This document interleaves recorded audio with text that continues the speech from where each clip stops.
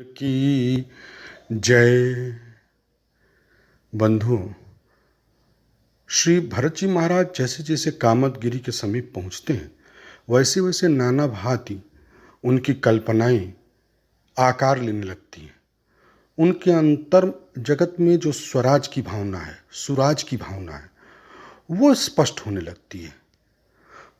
गोस्वामी जी ने श्री भरत जी के माध्यम से सुराज की कल्पना को एक हल्के से इशारे के साथ समझाने का प्रयास किया है। श्री भरत जी का ये कहना है कि कल्पना एक राज्य की कल्पना अयोध्या में हुई थी, जिसकी प्रेरणा स्रोत श्री मंथरा और कैकेयी जी थी। कैकेयी सु कुटिलमती, राम विमुख गत लाज, तुम सुख चाहो मोह बस, मोहिते अधम के राज। यानी श्री मानस महाराज में दो प्रकार के राज्यों का वर्णन है।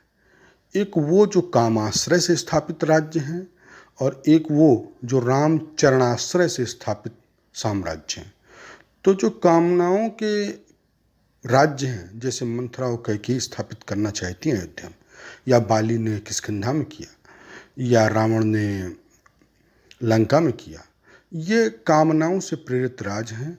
ये मोह की मदिरा पर आधारित राज्य हैं और इसीलिए ये सुराज टिके नहीं। यहाँ संतों का अपमान होता है, जामवान और हनुमान सरीखे।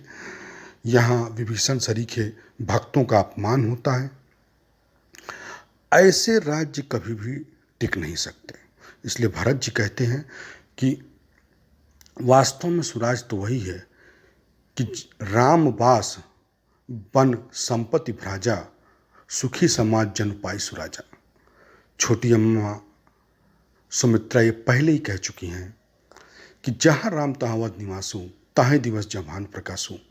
भरत जी उसी दृष्टि को लेकर के आगे बढ़ते हैं और कामदगिरी के समीप पहुँचते ही उनकी स्थिति ये होती है कि राम शैल शोभा निरखी, भरत हृदय अति प्रेम, तापस तप फल पाई जिम, सुखी सिरानी नेम। मानो कोई तपस्वी अपने तपस्या का फल पा गया।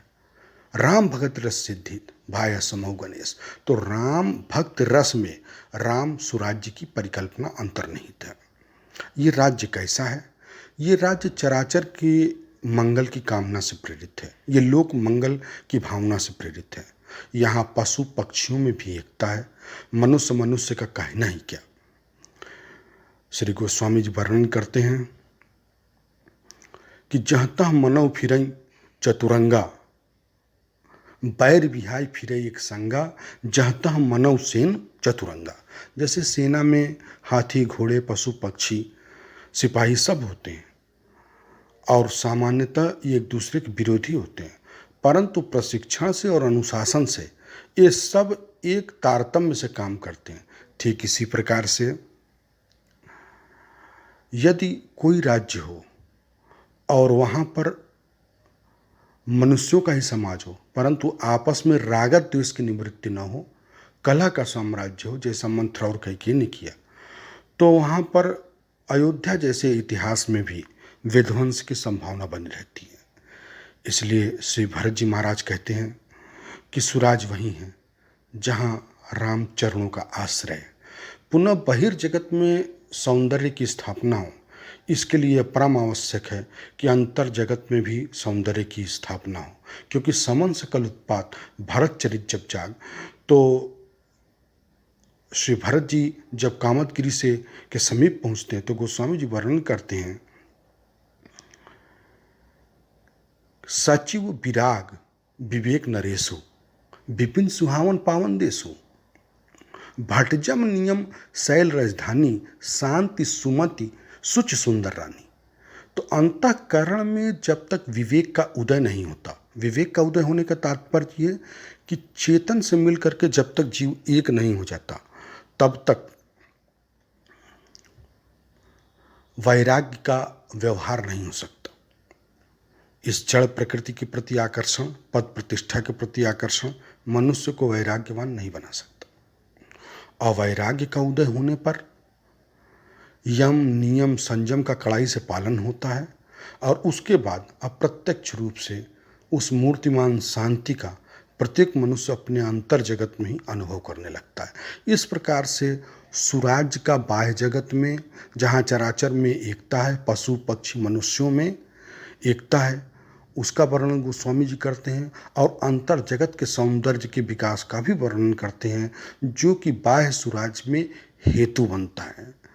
तो गोस्वामी जी राम जी के व्यवहार के द्वारा कि वेद वचन मुनिमन अगम सो प्रभु करुणायन बचन की रातिन के सुनत जिम पितु बालक बैन। तो इस प्रकार से राम जी का व्यवहार है वहाँ पशु पंछियों सबसे, मनुष्यों से सबसे। और साथ साथ गोस्वामी जी एक और वर्णन करते हैं जब वो उस अधिष्ठान का, उस जगह का वर्णन करते हैं जहाँ रघुनाथ जी निवास करते हैं, तो वहाँ पर परमात्मा के स्वरूप का भी वर्णन सांकेतिक रूप से गोस्वामी जी करते हैं। जब वो वर्णन करते हैं कि वहाँ प्रकाश भी है, अंधकार भी है। ये वास्तव में युगपत विरोधी धर्मों का आश्रय केवल भगवान में ही होता है। साथ ही साथ वो ये भी वर्णन करते हैं कि वहाँ रसाल का वृक्ष है, तो रसाल माने रस स्वरूप परमात्मा है। और इसी प्रकार से वट वृक्ष का वर्णन करते हैं जो सारी सृष्टि का अहम का, समष्टि अहम का द्योतक है। इस प्रकार गोस्वामी जी अपनी कलात्मकता से सुराज्य का, उसके राजा अधिष्ठान का, यानी आदि भौतिक स्तर पर सुराज की स्थापना, आदि दैविक यानी अंतर जगत में सुराज की स्थापना, और आध्यात्मिक दृष्टिकोण से जो स्वराज है वो वास्तव में भगवान की जो अद्भुत सामर्थ्य है वो उसी के प्रकाश रूप में है, ये गोस्वामी जी स्पष्ट करते हैं। ओम शांति शांति शांति।